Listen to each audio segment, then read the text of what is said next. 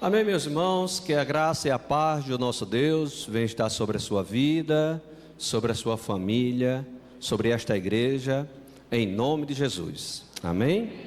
Eu queria convidar você a abrir a sua Bíblia na carta de Paulo aos Filipenses, capítulo número 4. Amém? Todos estão com a Bíblia aberta? Filipenses, capítulo 4, verso de número 4, que diz... A minha versão, irmãos, que eu estou usando, na minha versão da Bíblia, é a Nova Almeida Atualizada. Diz assim: alegrem-se sempre no Senhor. Outra vez digo, alegrem-se. Para aqueles irmãos que faltaram ontem, nós vimos então que a igreja de Filipos foi uma igreja fundada pelo apóstolo Paulo e pelos seus companheiros de viagem, Silas, Timóteo e Lucas, ali na sua segunda viagem missionária, que você pode acompanhar depois lá em Atos capítulo 16. Após a fundação dessa igreja, 10 anos depois, Paulo resolve escrever esta carta quando ele estava preso na sua primeira prisão ali em Roma, por volta do ano 61 a 63. Por isso que o propósito então pelo qual ele escreveu aquela carta, foi para enfatizar a alegria cristã diante das circunstâncias passageiras ou as circunstâncias desta vida, para nos mostrar que mesmo estando preso, ele exorta os cristãos de Filipos a se alegrarem no Senhor. E como nós vimos no capítulo de número 3, verso de número 1, alegrai-vos no Senhor não é uma sugestão, mas um mandamento, uma ordenança, uma ordem para todo cristão. Essa ordem, ela não está baseada nos sentimentos ou nas emoções, mas naquilo que Deus fez por nós.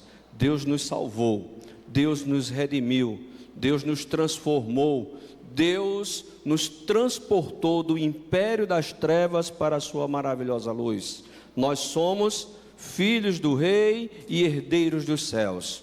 Apesar de todas as circunstâncias, temos mais motivos para nos alegrar do que para viver em tristeza, porque o Deus que nos salvou é o Deus que está presente em todos os tempos. Mas vimos também que alegrai-vos no Senhor, é que nós podemos ter alegria abundante mesmo em meio ao sofrimento. Como nós dissemos, Paulo ele passou fome, nudez, todo tipo de situação. E é interessante que no capítulo 4, verso 11, ele diz, porque aprendi a viver contente em toda e qualquer situação. Ou seja, porque a alegria vinha do Senhor. E alegrai-vos no Senhor, que nós vimos também, é que o próprio Jesus é a nossa fonte de alegria. Então, se Jesus é a nossa fonte de alegria, fuja de cisternas contaminadas que podem roubar a sua alegria.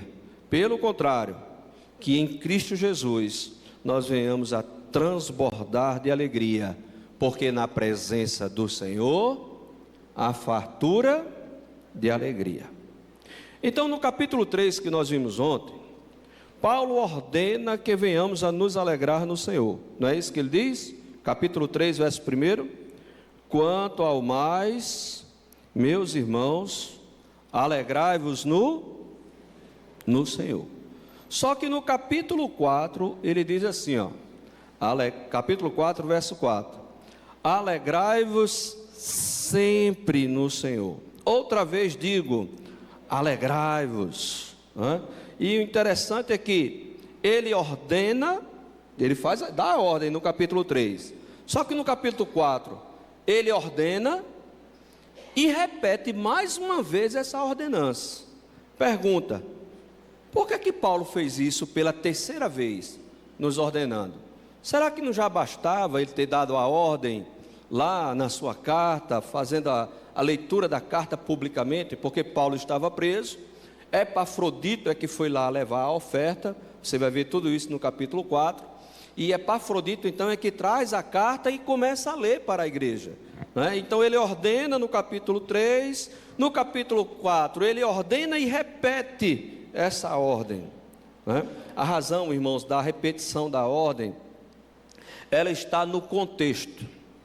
No capítulo de número 3, Paulo estava preocupado com os falsos mestres que estavam procurando roubar a alegria do evangelho da igreja de Filipos, ou seja, um problema de ordem externa. No entanto, a preocupação do apóstolo, ou podemos dizer, do pastor Paulo com o seu rebanho, agora era sobre um ladrão maior, porque não era mais um ladrão externo, que queria vir de fora para dentro da igreja para roubar. Agora era um ladrão interno que estava tentando roubar, né, a alegria da igreja, que era a falta de unidade. O tema, então, unidade, irmãos, é repetido várias vezes nesta carta, e eu gostaria de destacar alguns. Você está com a sua Bíblia aberta aí? Amém ou misericórdia? Amém? Filipenses capítulo 1, verso 27. Olha o que ele diz. Vá acompanhando aí, rapidinho. Acima de tudo, vamos ler juntos? Vivei digno do Evangelho, para que eu indo até aí para vê-los, ou estando ausente, ouça a respeito de vocês, que estão o quê? Firmes em um só espírito, como uma só alma, lutando juntos. Ou seja, o desejo de Paulo era que a igreja viesse ser unida. Unida como? Em um só espírito, uma só alma e lutando juntos. Não eram separados, era lutando juntos.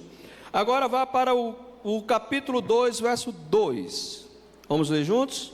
Então, completai, tendo o quê? O mesmo modo de pensar, tendo o mesmo amor, e sendo unidos de alma.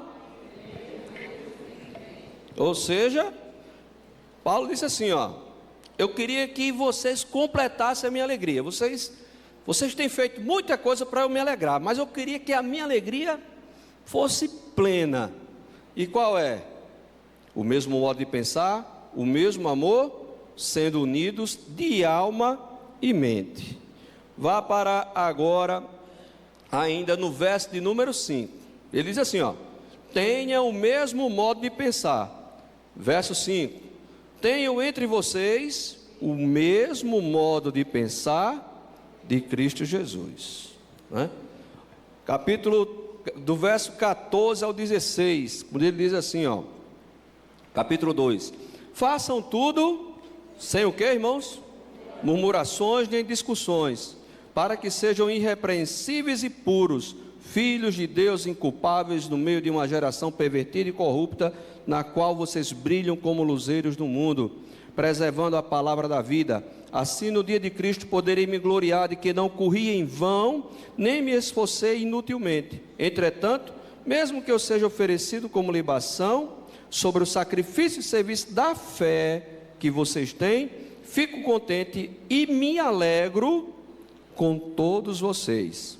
Assim também vocês, pela mesma razão, fiquem contentes e alegrem-se comigo. Veja aqui no verso 14, ele diz assim, ó: façam tudo sem murmurações e nem... Parece que estava tendo murmuração na igreja. A igreja não era perfeita, né, irmãos? Parece que a igreja não tinha o mesmo modo de pensar, né? Parece que a igreja não tinha o mesmo amor. Você vai ver que se ele estava falando sobre isso, era porque provavelmente a igreja não tinha, né? Capítulo 3, verso 15. Vamos lá para o verso 15, quando ele diz assim, ó: pois todos que somos maduros tenhamos este modo de pensar. A terceira vez que ele diz o modo de pensar. Aí ele vai dizer assim, ó: E se em alguma coisa vocês pensam de modo diferente, também isto Deus revelará a vocês. Seja como for, andemos de acordo com o que alcançamos. Ou seja, vamos pensar unidos, vamos viver unidos. Paulo ele está repetindo esse tema unidade, não é, na carta. E a razão, ele agora vai tocar na ferida. Ele vai espremer por que é que ele estava falando de unidade. Olha, vivam unidos, modo de pensar, vivam unidos, andem unidos, alegrem-se unidos, sejam unidos, não é? Por quê? A partir do capítulo 4, verso de número 2. Peço a Evódia e peço a Sintique que no Senhor tenham o quê? O mesmo modo de pensar. O problema então, irmãos, era justamente que havia duas irmãs amadas, não é? Não era a UEC de Filipos que estava com problema, era o AF, não é? E eu tenho certeza que a UAF daqui não tem problemas, louvado seja Deus, nem a UEC, não é? Mas ali a UAF estava com problemas, não é? Você vai ver então que essas duas irmãs, não é, estavam desunidas, e tal atitude estava trazendo grande tristeza para o apóstolo e prejuízo para a igreja. Você já imaginou aqui agora pegue de Filipos e coloque agora Paulo lendo a carta dizendo assim, ó: sejam unidos, se unam, amem, tenham o mesmo modo de pensar. Aí de repente Paulo diz o seu nome no meio da igreja de forma pública. Eu fico imaginando assim, Evódia e Sintique, né? Ele dizendo desde o início da carta, a carta lendo, e tá lá Sintique e Evódia sentadas, né, lá, ouvindo lá o culto, a mensagem, culto de ceia, glória a Deus. E aí de repente o apóstolo Paulo: sejam unidos, se unam. Veja, eu começo a pensar elas apertando o banco. Será que é comigo? Será que é comigo que ele está dizendo isso? Será que é comigo? Aí de repente o nome dela sai de forma pública. Duas coisas eu acho que elas pensaram naquele momento. Se fosse você hoje, se fosse você hoje, duas coisas. Se Paulo tivesse feito isso publicamente, ou você se arrependeria, ou você se levantava com raiva e ia embora da igreja, não é? E você pode até mudar o nome, não é? Você pode tirar assim, Evódia em Sintique, que você pode colocar, por exemplo, assim, já como é a UEC, né, irmãos? Vamos usar os homens, né? Não é verdade? Vamos pegar assim, Jurandir, né? E Josemar, né? Jurandir mais conservador, né? Mais paradão. E Josemar me fez lembrar, irmãos, meu presbítero Wilson, né? Os que conhecem o meu presbítero lá, ele é animado, irmãos, ele pula, faz assim, tal, roda na igreja, né? Bastante alegre, ele é bem agitado, né? E me fez lembrar isso. Ou seja, você vai ver, né, que naquele momento, como é que Paulo ele teve aquela, podemos dizer, aquela autoridade de Deus, porque Paulo não gostava de citar nomes, ele citava maus obreiros, os cães, tal, mas é pela primeira vez ele usa o nome de pessoas publicamente para mostrar o problema da falta de comunhão, e aquela falta de comunhão daquelas duas irmãs estava trazendo tristeza e não alegria para a vida da igreja. Por isso, que através desses versos eu queria compartilhar também essas exortações finais do apóstolo Paulo para as nossas vidas. A primeira exortação então desse texto, ela se encontra aqui nesse verso número 2, quando ele diz assim, ó: peço a Evódia e peço a Sintique que no Senhor tenham o mesmo modo de pensar, ou vivam em harmonia. Paulo estava alegre, irmãos, em saber que a igreja de Filipos tinha muitas virtudes, quando eles receberam as notícias, não é, acerca de Epafrodito. Se você for lá para o capítulo 2, verso de número 1, ele vai dizer algumas das virtudes desta igreja, quando ele diz assim, ó: portanto, se existe alguma exortação em Cristo, alguma consolação de amor, alguma comunhão do Espírito, se há profundo de afeto e sentimento de compaixão, então completem a minha alegria. É como se Paulo dissesse assim, ó, Paulo sabia que aquela igreja tinha aquelas virtudes, como por exemplo, a igreja sabia exortar uns aos outros. Podemos dizer, a igreja tinha uma boa EBD, que era capaz de exortar, ensinar, né, discipular, ele sabia disso, né? Quando ele diz aqui, consolar em amor, né? Quando ele diz assim, dentro desse contexto aqui, se há um profundo e afeto, né, sentimento de compaixão, ou seja, a igreja, a ideia de compaixão com os necessitados, de ajudar os necessitados, de correr atrás daqueles que muitas vezes estavam na igreja em falta, a igreja poderia amar, de ir ao encontro e auxiliar com esse sentimento de compaixão, né?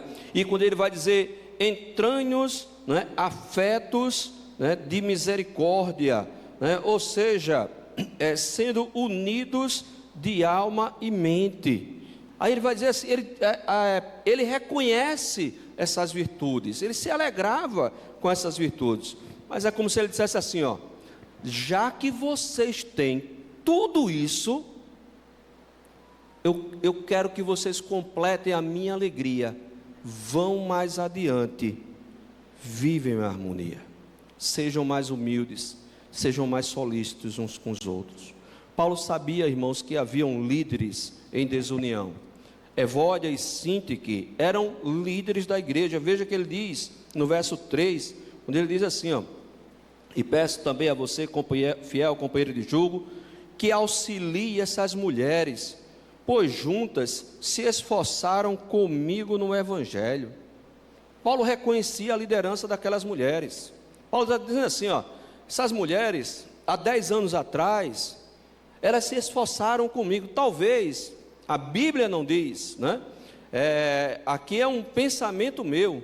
Talvez aquelas mulheres foram uma daquelas lavadeiras que trabalhavam para Lídia, que foi a primeira, né, que se converteu ali em Filipos e levou a igreja para a sua casa. Talvez uma daquelas mulheres que, quando ele diz assim, ó, ele compara essas duas mulheres, né, como por exemplo a Clemente, né, e aos seus demais cooperadores, que era quem? Timóteo, não é? Epafrodito, não é? O próprio Clemente que está aqui escrito, ou seja, ele comparou o trabalho daquelas mulheres, não é? como um trabalho excelente. Elas eram duas cooperadoras assim como os demais, não eram ociosas, não eram mulheres queixosas, não, eram mulheres que, podemos dizer assim, tinham uma grande influência na liderança da igreja, né? E o texto também diz que aquelas mulheres eram crentes. Olha o que Paulo diz assim, ó, cujos nomes se encontram no livro da vida.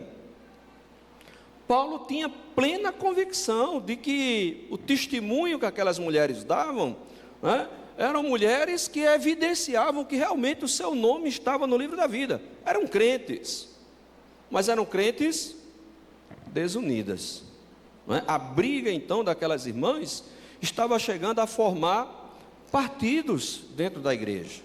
Podemos dizer assim, como se fosse o PE, né? O partido de Evódia.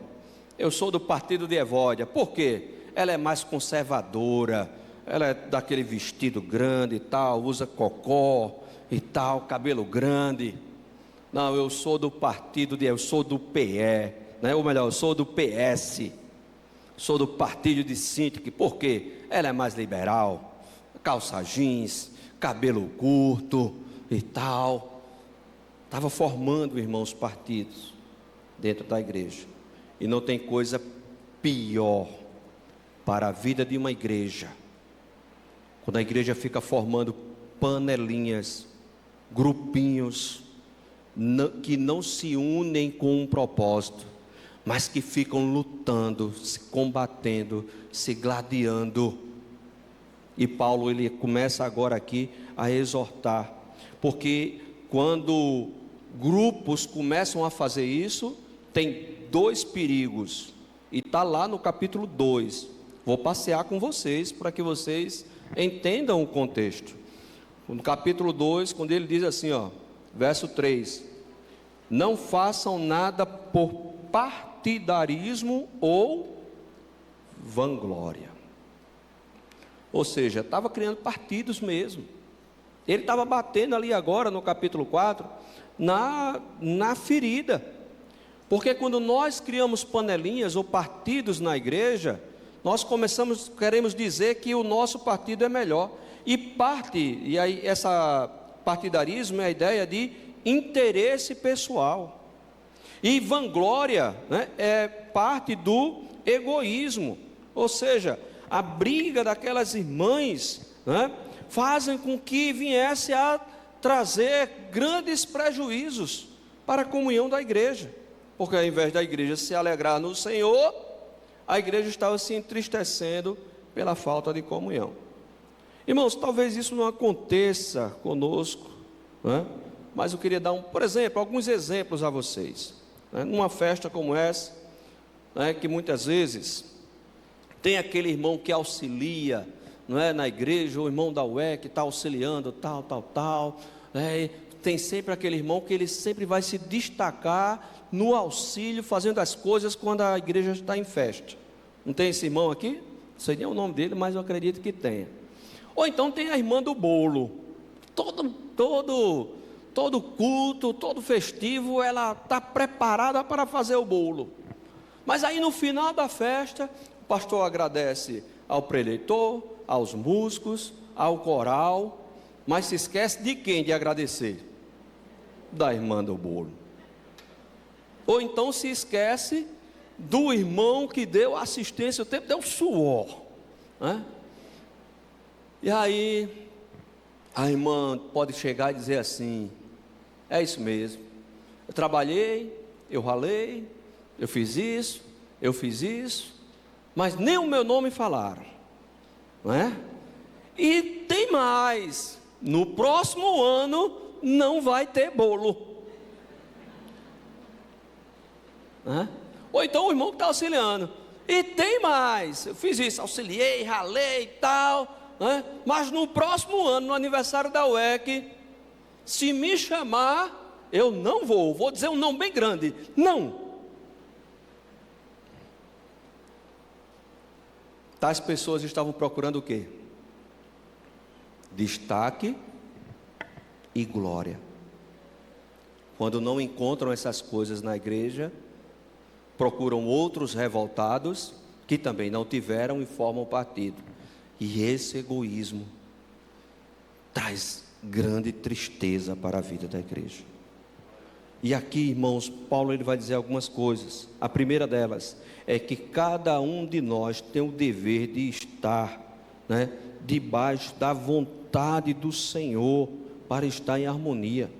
No capítulo número 3 nós vimos, olha, eu preciso estar com a minha vida me alegrando no Senhor, porque eu sei que a luta é grande, as adversidades são grandes. Paulo ele roga, irmãos, e essa palavra rogar, não é rogar dizer assim, eu estou rogando, não. É como se Paulo dissesse assim, minhas irmãs, em nome de Jesus, isso é rogar. Em nome de Jesus, pare de brigar, que vivem em harmonia. Então você vai ver que esse rogar, né? E Paulo está rogando para que elas viessem a ter o mesmo modo de pensar, né? Ou seja, a igreja, irmãos, a igreja não cria unidade. Talvez você diga, pastor, mas nós temos que lutar para criar unidade na igreja. A igreja não vai criar unidade, a igreja não cria, porque quem cria essa unidade é Deus.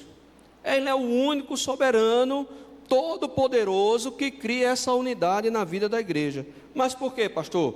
Efésios capítulo 1, verso 5, e nos predestinou para Ele, para sermos adotados como seus filhos, por meio de Cristo Jesus, segundo o propósito da sua vontade. Deus nos adotou na sua família. Vimos ontem, éramos miseráveis, pobres, inimigos, separados, mas Deus veio ao nosso encontro, nos comprou e nos adotou e inseriu na sua família. Deus inseriu no seu corpo, que é a igreja. Fomos inseridos nesse corpo. Então eu não mantenho uma unidade no corpo. O corpo já está, ou melhor, eu não crio essa unidade. Quem cria é Cristo. A nossa missão é manter a unidade que Cristo já nos deu. É isso que nós devemos fazer. Leia comigo pausadamente o capítulo 2, verso 2. Eu queria que você acompanhe com bastante tranquilidade. Tendo o mesmo modo de pensar. Pense bastante nisso. Aqui não é uniformidade. Pastor, agora a igreja vai ser um exército, que todo mundo vai ter o mesmo tipo de cabelo, o mesmo modo de andar, o mesmo modo de vestir. Não é isso, irmãos. Modo de pensar é você ter a mesma mente de Cristo. O mesmo, Paulo ele usa a mesma palavra quando chega no verso 5. Tenham em vocês o mesmo modo de pensar de Cristo Jesus. E aqui eu não quero me deter, né, na humanidade de Cristo, na encarnação de Cristo, na humilhação. Eu quero só pegar que Paulo ele pegou o exemplo de Cristo para falar sobre a unidade da igreja, né? Ele vai dizer assim, que mesmo existindo na forma de Deus, não considerou ser igual a Deus, algo que deveria ter retido a qualquer custo, né? Ou seja, embora sendo Deus, ou seja, tinha toda a prerrogativa de ser Deus, e Jesus de fato é Deus, ele abriu, deixou de lado assim, podemos dizer, a sua divindade, para assumir um corpo humano, para vir, né, até nós. Ou seja, ele fazendo isso, ele fez pensando em quem? Em você. Jesus assumiu uma forma humana, pensando em mim e em você. Foi isso que ele fez. Segunda coisa, embora tendo todos os privilégios, ele diz assim, todos os privilégios de Deus, que ele poderia ter retido, ele abriu mão de todos esses privilégios, por amor a mim e por amor a você. Verso número 7, pelo contrário, ele se esvaziou, assumindo a forma de servo, tornando-se a semelhança dos seres humanos, e reconhecido em figura humana. Veja bem, embora sendo Deus, assumiu a forma de servo. E essa palavra servo aí não é como um trabalhador. A palavra é doulos, escravo. Para você ter uma ideia, o escravo era aquele que ficava na porta. Quando você pensar essa palavra aqui, é como aquele escravo que estava lá na porta, no dia da ceia, né, que ficava alguém na casa, e pegava o escravo, podemos dizer assim, não era um escravo como José, administrador da casa, não era um escravo ilustre, era o escravo, podemos dizer, a mais ralé possível. E essa pessoa era que ficava com a toalha e com a bacia. O doulos era alguém que era, podemos dizer, era o serviço mais humilhante da casa, era aquele que lavava os pés do patrão. Antigamente não tinha banheiro como nós tínhamos hoje, eram latrinas, e aquelas latrinas sujas e imundas, quem limpava eram os doulos da casa, os escravos mais humilhantes da casa. Então, quando a palavra diz que Deus assumiu uma forma humana, foi uma forma humilhante, mas ainda assumia uma forma de escravo para servir a mim e a você, foi mais humilhante ainda, porque o Filho do Homem não veio para ser servido, mas para servir e dar a sua vida em resgate de muitos. Embora sendo Deus, verso de número 8, ele se humilhou, tornando-se obediente até a morte e morte de cruz. Ou seja, ele se sacrificou por mim e por você. A lição que Paulo está dizendo aqui é a seguinte: você tem que ter tudo isso em mente quando você lê o capítulo número 2. Tenham em vocês que vocês tenham o mesmo modo de pensar. Ele está dizendo isso, não é isso que ele diz no verso 2? Tenham o mesmo modo de pensar. Aí verso 5 ele repete: tenham o mesmo modo de pensar do que Cristo Jesus. A lição é essa: Jesus não abriu mão dos seus privilégios por você? Não foi isso que Jesus fez? Amém ou não, irmãos? Amém. Abra mão dos seus privilégios em favor do seu irmão. Esse é o modo de pensar. O Senhor Jesus, não é? O Senhor Jesus, Ele não amou você ao ponto de assumir uma forma humana por você? Lhe amou ou não amou? Eu estou achando vocês tristes e não alegres, porque Jesus amou. Amou ou não amou? Ame o seu irmão como Cristo amou a igreja. Veja que ele ainda continua mais, não é? Jesus não vestiu a toalha. Lá na ceia ele diz assim, ó: eu vos dei o exemplo, façam vocês também. Jesus não fez isso? Fez ou não? Ele não assumiu uma forma de escravo, de doulos, não é isso? Vista a toalha, pegue a bacia e sirva ao seu irmão. Pastor, mas meu irmão não gosta de mim. Jesus lavou o pé até daquele que aí haveria de traí-lo. E Jesus sabia que ele iria traí-lo. Jesus lavou o pé daquele que iria negá-lo 3 vezes. Jesus sabia, mesmo assim lavou. Jesus lavou os pés daqueles que iam abandoná-lo logo mais, umas 2 horas depois, lá no jardim do Getsêmani. Mas mesmo assim ele lavou os pés. Sabe por quê? Porque quando Jesus serviu, nunca foi para passar em rosto. Eu só vou servir quem gosta de mim, pastor, na igreja. Não. Tenha o mesmo modo de pensar do que Cristo Jesus. Alegre-se com o serviço que você tem. Pastor, mas qual é o serviço que eu tenho? Me alegrar com o meu irmão, servir ao meu irmão e ser. Jesus não se sacrificou em favor das nossas vidas? Que a sua vida seja não um sacrifício morto, mas um sacrifício vivo, santo e agradável a Deus no serviço do seu irmão. Esse é o modo de pensar, esse é o modo de amar. Cada um, irmãos, nós fomos chamados para isso, não é? Se for para manter a unidade da igreja, que eu venha servir, mas a pessoa não vai gostar de mim, não tem problema, eu vou servir. Mas por quê? Porque a alegria do Senhor é a minha força. Eu vou me alegrar. Eu vou me alegrar com os feitos de Deus da minha vida, e eu quero que o meu irmão se alegre comigo. Eu não quero ser uma tristeza para o meu irmão, eu quero ser um testemunho vivo de alegria, santo e agradável ao Senhor. Isso, irmãos, é ter a mente de Cristo. Isso é ter o mesmo modo de pensar. Por isso que Paulo falou isso tantas vezes: tem o mesmo modo de pensar, tem o mesmo modo de pensar. Evódia e Sinti, que tenham o mesmo modo de pensar. É esse o contexto, não é? E a segunda coisa, cada um de nós deve ser um instrumento de reconciliação.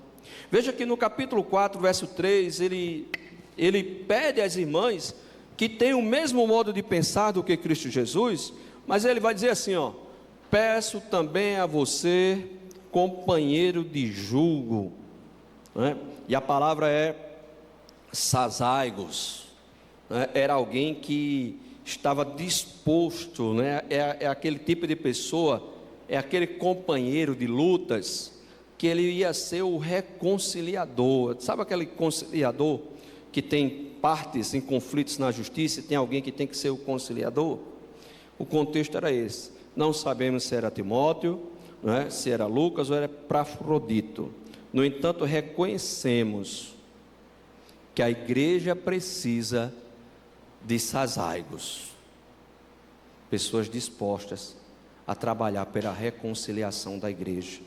Veja que a igreja precisa de pessoas qualificadas assim, irmãos, que sejam instrumentos de reconciliação e não de separação.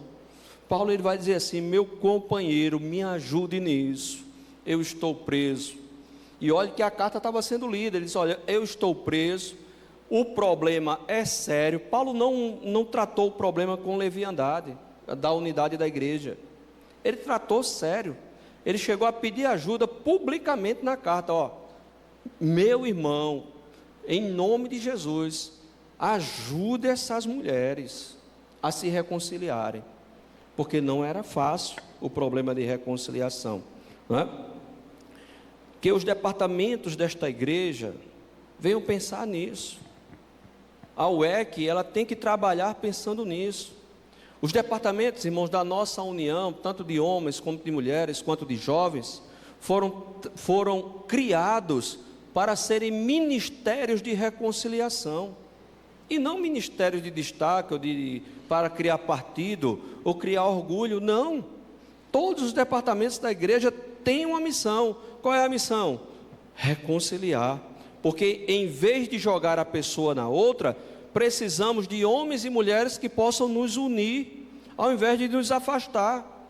Lembre-se, a igreja é um corpo, e cada membro deste corpo deve trabalhar em harmonia com os demais, para a edificação de todos. Assim, uma vez que a igreja está unida, a alegria do Senhor será visível na comunhão dos santos. Pastor, mas como é que o senhor pode provar isso? Salmo 133. Ó quão bom e quão suave é o que, irmãos? É viver brigando? Viver contendendo? Viver murmurando? Viver em união. E o salmista ele vai dizer assim, ó: é como óleo precioso que desce sobre a cabeça, sobre a barba de Arão, e desce até a orla das suas vestes. Esse óleo, irmãos, ele era um óleo preciosíssimo, de nada, feito ali, era um óleo sacerdotal, que ele era tão raro, mas tão raro, que a ordem era, os ingredientes lá, era para fazer especificamente para isso, e ninguém mais tinha autoridade para fazer, né, aquele óleo perfumado. Era um óleo sacerdotal, ou seja, e o texto diz, então, quando descia pela barba, eu começo a imaginar a barba de Arão cheia, e o óleo unindo toda a barba. Sabe aquele cabelo que fica com frizz? Né? Faz de tudo para não querer ficar no nosso casco. Tem crente que é assim, né? Só quer viver espalhado.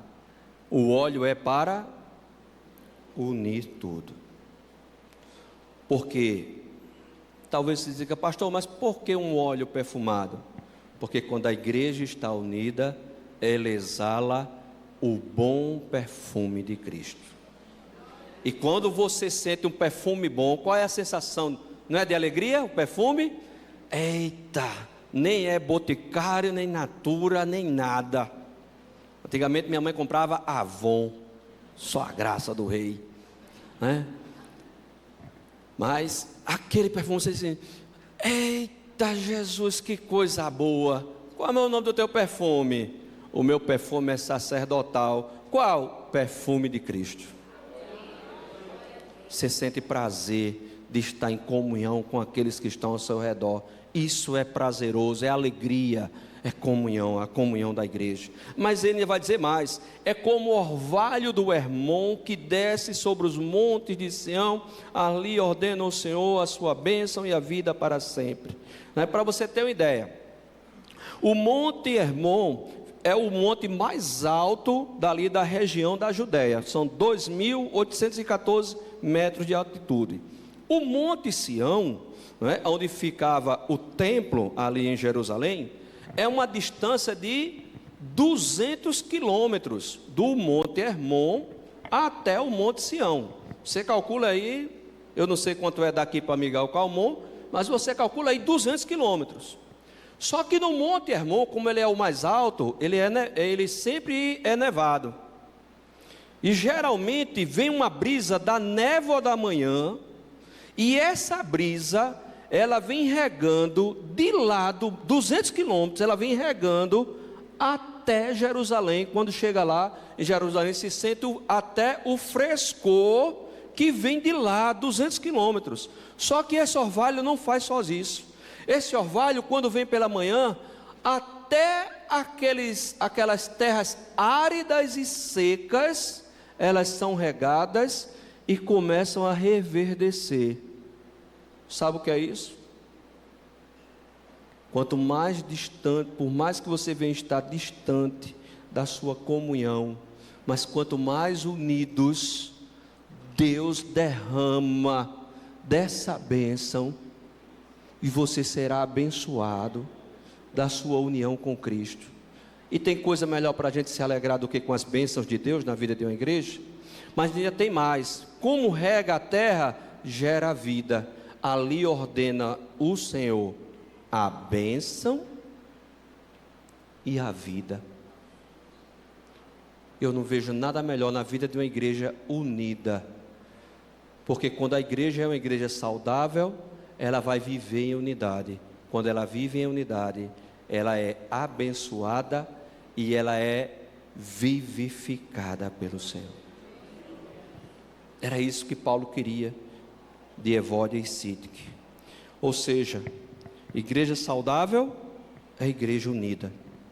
Por isso, se tem faltado alegria na comunhão dos santos, procure viver em unidade, meu irmão. Procure viver em harmonia em nome de Jesus. Segunda exortação está no verso número 4, quando ele vai falar: alegrai-vos no Senhor. Ou seja, uma igreja onde não há unidade, não há alegria. E o motivo de Paulo repetir essa ordem, né, que apesar do conflito de Evódia em Sítique, ou seja, apesar do conflito daquelas mulheres, Paulo está dizendo assim, ó: eu sei que tem conflitos, mas alegrem-se. Pastor, mas isso é difícil. Mas a ordem de Paulo é: alegrem-se. Mas por quê, irmãos? Porque quando a igreja procura viver em alegria, alegrar-se no Senhor é contagiante. É contagiante. Quer ver um exemplo? Quantos homens estavam aqui, tal, dançando, tal. Aí o reverendo olhou assim para mim e disse: mas rapaz, o povo está alegre. Ou seja, contagia. Você diz assim: mas rapaz, contagia, não é? Podemos ficar tristes com a desunião dos irmãos, é fato, não é? Mas aonde há alegria, há restauração. Podemos sentir e pedir assim: Senhor, nós podemos clamar sobre isso. Alegrar-se no Senhor também evidencia um espírito manso. Olha o que ele diz no verso de número 5, que é a moderação. Está como aí na versão de vocês? Vamos ver juntos o verso 5? Conhecida. Ou seja, espírito manso, aquela pessoa moderada, né? Um coração cheio de alegria do Senhor, irmãos, não vai tratar as pessoas com grosseria ou rispidez, né? Ei, faça isso. Espera aí, meu irmão, eu sou seu irmão em Cristo, né? Não sou seu escravo para você ladrar. Não tem pessoas assim muitas vezes na igreja? Quer falar com você gritando: calma, rapaz, você não é meu patrão, você é meu irmão, não é? Ou seja, a ideia de mansidão é essa, é você tratar, não é, com mansidão as pessoas que muitas vezes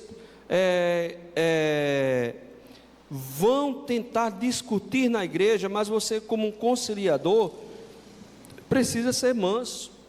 Provérbios 15, verso 1: a resposta branda desvia o furor, mas a palavra dura suscita a ira. Precisamos de homens e mulheres que sejam realmente mansos, e são os mansos que recebem promessas de Deus. Bem-aventurados os mansos, por quê? Herdarão a terra. Não é isso que ele diz? Nós precisamos, irmãos, de homens e mulheres mansos, alegres no Senhor, que sejam capazes de nos abençoar, que sirvam de bênção para as nossas vidas. Mas ele vai dizer mais: alegrar-se no Senhor é saber, verso 5, a parte B, que Ele está perto do seu povo, para dar alegria a corações transtornados. Paulo diz assim, perto está o Senhor.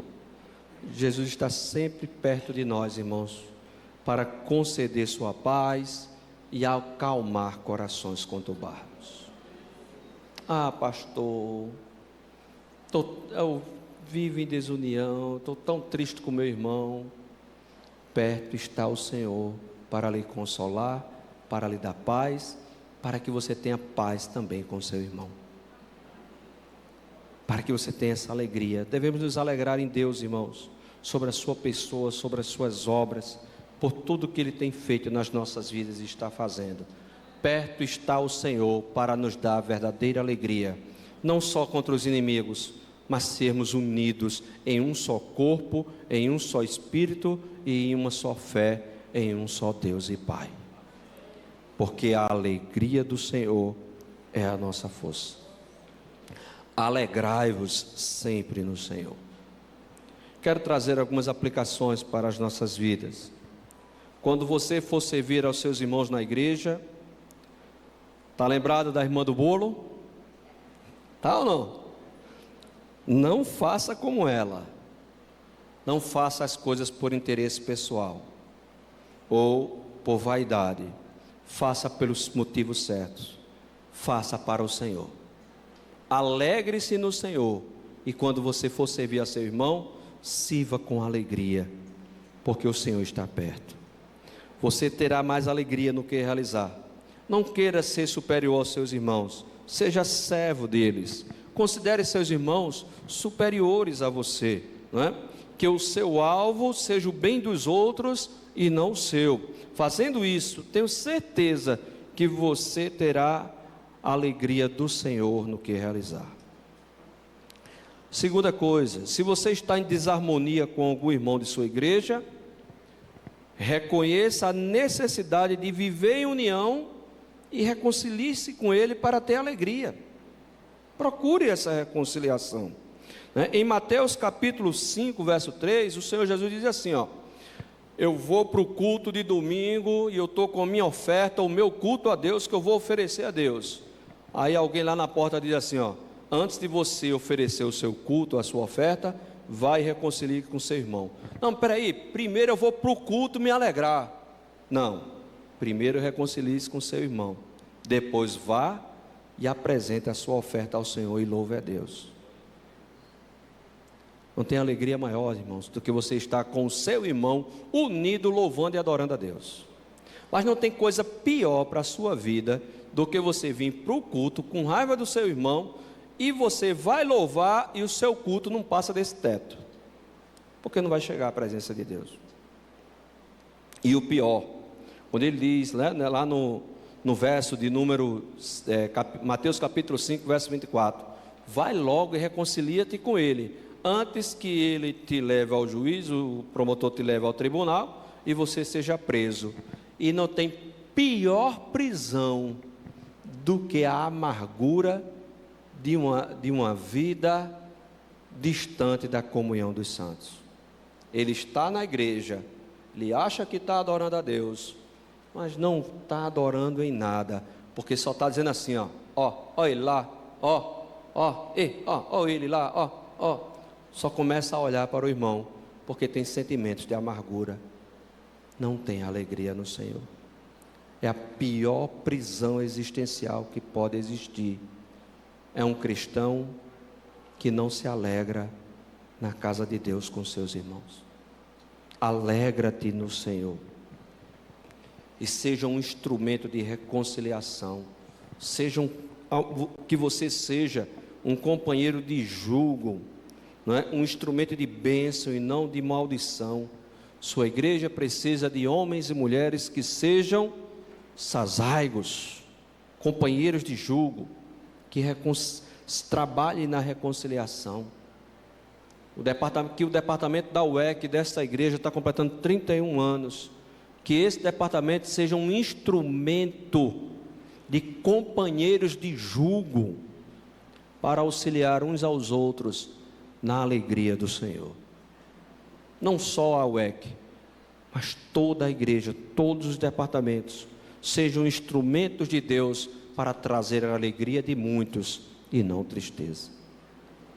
E para a sua vida pessoal, se você está perdendo a alegria, se você tem perdido a alegria da comunhão do seu casamento, da sua família, e na prisão, das mágoas, da dor, porque o seu irmão lhe feriu, pastor, fui ferido demais, fui maltratado demais.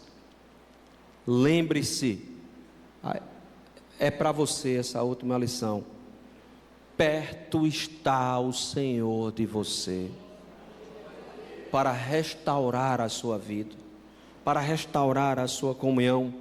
Perto está o Senhor para perdoar os seus pecados, para restaurar a sua comunhão com Deus, para restaurar a sua alegria no Senhor. Mas por quê, pastor? Salmo 34, verso 18: perto está o Senhor dos que têm o coração quebrantado, Ele salva o de espírito oprimido.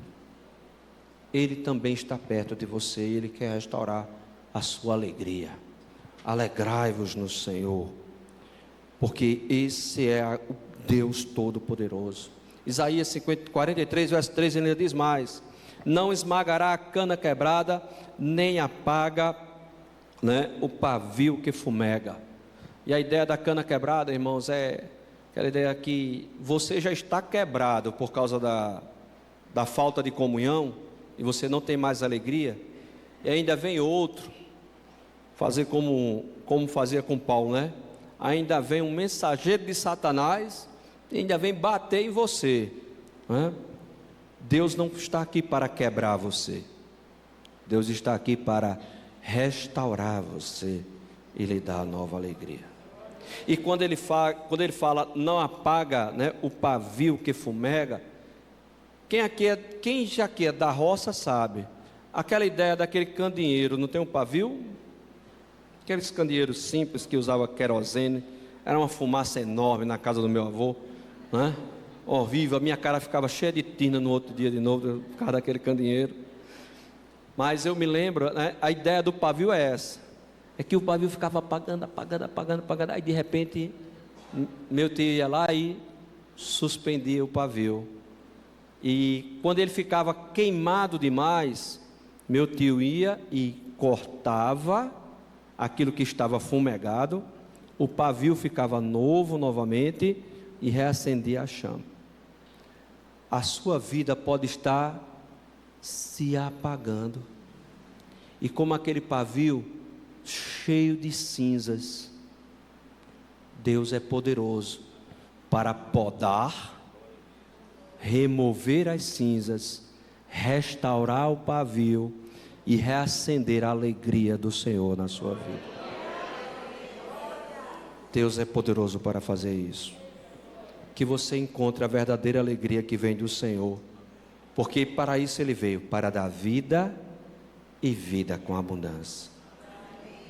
Vamos orar? Convido você a ficar de pé neste momento e oremos ao Senhor. Pai, obrigado por esses 2 dias que o Senhor me deu para falar, ó Deus, deste tema tão extraordinário e essa ordem, ó Deus, tão urgente para as nossas vidas. Sou pastor, ó Deus, e muitas vezes, olhamos, ó meu Pai amado, na prática, tantas desavenças, tantas lutas e adversidades.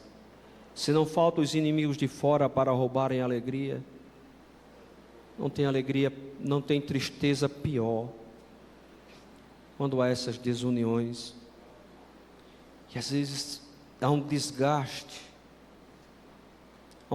da liderança, há um desgaste dos departamentos, mas que nessa noite o Senhor venha nos usar como instrumentos teus de reconciliação. Que essa igreja seja, ó meu Deus, uma igreja saudável, de cristãos saudáveis, não perfeitos, porque nós vamos errar, Senhor, porque até o pastor erra, até eu erro, mas são nesses momentos dos erros que nós precisamos relevar e olhar e pedir perdão e buscar o perdão e buscar, ó Deus, te servir na comunhão dos santos. Que venhamos a brigar menos e tomar mais a toalha e a bacia para servir. Que venhamos considerar os outros superiores a nós, porque nós não somos, ó Deus, as melhores pessoas deste mundo, mas o teu corpo é, porque o Senhor deu o seu sangue por a tua igreja. Fomos comprados pelo teu sangue, sangue precioso, resgatados pelo teu sangue, unidos na tua família por tua graça e amor. Mas não fomos unidos para brigar, fomos unidos para manter a nossa unidade, porque unidos no Senhor nós temos alegria e podemos expressar essa alegria ao mundo, porque a igreja verá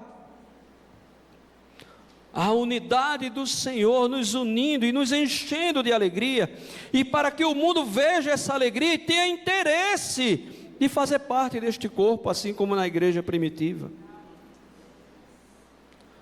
Oh meu Pai amado, eu sei que tem muitos, que muitas vezes vivem numa prisão existencial, que vem para o culto, e participa desses momentos, mas que na segunda-feira volta aquela carga enorme de mágoa e de dor, porque viu o irmão na igreja, porque não conseguiu viver unido.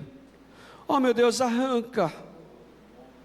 E assim como Evódia e Sintique, que eu creio que foram restauradas, que também haja restauração nessa alma, nesse coração,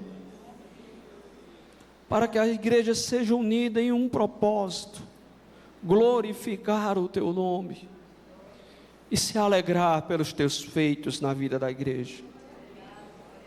Oh meu Deus, se existem aqueles que estão se apagando, quebrados, ó Deus, maltratados, eu sei, Senhor, que muitas vezes palavras ferem, o desejo é ir embora, chutar o balde. Quantos não já passou por isso? Eu já passei por isso. A vontade é abandonar tudo e dizer: eu não quero mais ser crente.